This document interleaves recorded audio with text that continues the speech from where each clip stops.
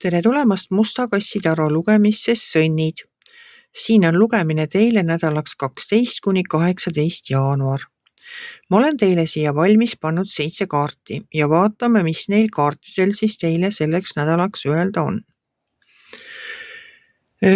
Teil on väga vastuolulised kaardid, ma ütlen teile. Teie nädal algab siin julguse kaardiga. Teil on julgus teha otsuseid. Teil on uued head ideed, aga koorem, mida te olete plaaninud endale selga võtta, on liiga raske. Aga kõigest järjekorras. Julguse kaart, selge, julgus on olemas. Siis siin teine kaart on karikate kuus. Karikate kuus ütleb seda, et keegi tuleb kuskilt minevikust.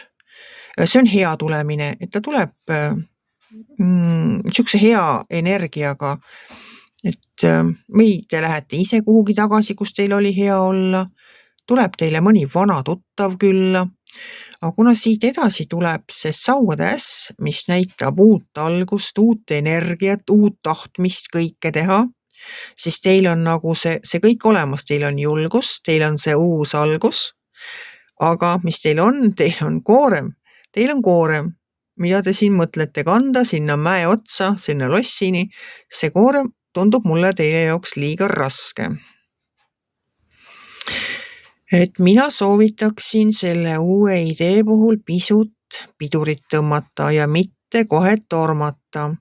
Seda kindlasti üksinda ellu viima ma ei soovita teil tormata. Üldse ma vaatan ja mõtlen, et äkki sellel nädalal ei oleks vaja teha seda tormamise otsust ja hakata kohe oma uut ja vinget ideed ellu viima. Koorem koormaks, aga siin all on see kaval müügimees. See kaval müügimees teeb mind ettevaatlikuks. Kas teile keegi üritab mingid head ideed pähe määrida ja ütleb, et kõik teie unistused saavad teoks, kui te ainult me selle ära teeme? Ja tulemuseks on vaesus. Või olete te ise see müügimees, mida ma hästi ei usu. Ma pigem arvan seda, et keegi pakub teile mingit väga vinget ideed, millest teie olete väga vaimustuses ja mõtlete, et ohoo, teeme selle ära.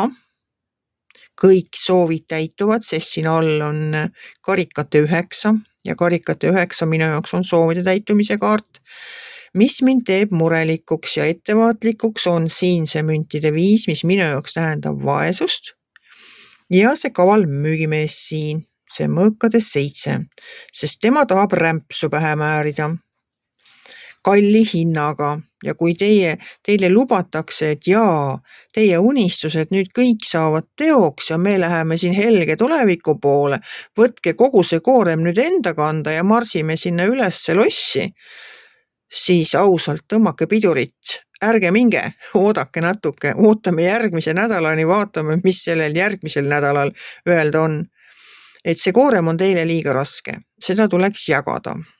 Ja see müügimees teeb mind ettevaatlikuks, sest tal ei ole head plaanid. Ja ta lubab teile maad ja ilmad kokku kõigi unistuste täitumist, aga lõpptulemuseks on teil kaos ja raskused. Et vaatame natukene, kuulame selle idee ära, mõelge natukene ja vaadake, ärge tormake sellel nädalal otsuseid tegema, lükake võimalusel kõik edasi. Ja vaatame, mis järgmised nädalad teile toovad. Aga ma võtsin teile ka ühe lisakaardi ja seekord siis enda karmatervenduse kaardipakist ja vaatame, mis kaart siis teile tuli selleks nädalaks. Teile tuli selline tuleviku kujundamise kaart. Sa ise oled enda tuleviku looja. Tee valikud.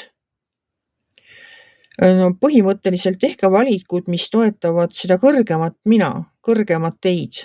Et võib-olla siis on tõesti mõistlik ikkagi natukene vaadata, kuulata need ideed ära ja mitte võtta seda koormat enda õlgadele, kuigi teil on julgus ja tahtmine olemas, ma ei ütle midagi ja võib-olla saate sellega ka hakkama ja saate ka nendest raskustest üle, kui need peaksid teid siin kimbutama hakkama. Aga lihtsalt minu inimlik soovitus on see, et võtkem mõtlemiseks aega ja vaatame, mis järgmised nädalad kaartide poolest näitavad. Kui teile minu lugemine meeldis, ärge olge kitsi, pange ikka like, pöial üles, võite ka kommenteerida ja kohtume järgmisel nädalal.